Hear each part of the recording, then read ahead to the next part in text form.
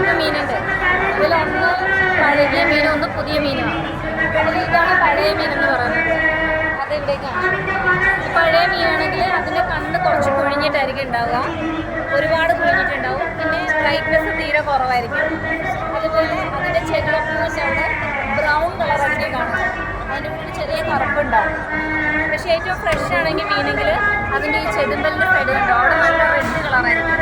അതുപോലെ അതിൻ്റെ കണ്ണ് നല്ല ബ്രൈറ്റ് ആയിട്ടുണ്ടാവും എപ്പോഴും. അതുപോലെ മീനിന് നല്ല തിളക്കമായിരിക്കും.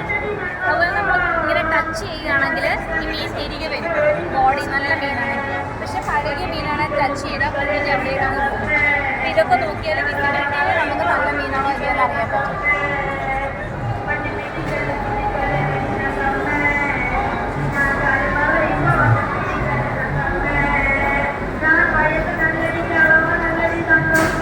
ചായപ്പൊടി വാങ്ങുന്നതാണ്. ഇത് ബ്രാൻഡഡ് ചായപ്പൊടികളൊക്കെ ഒരിക്കലും കളർ ഇളകി വരത്തില്ല.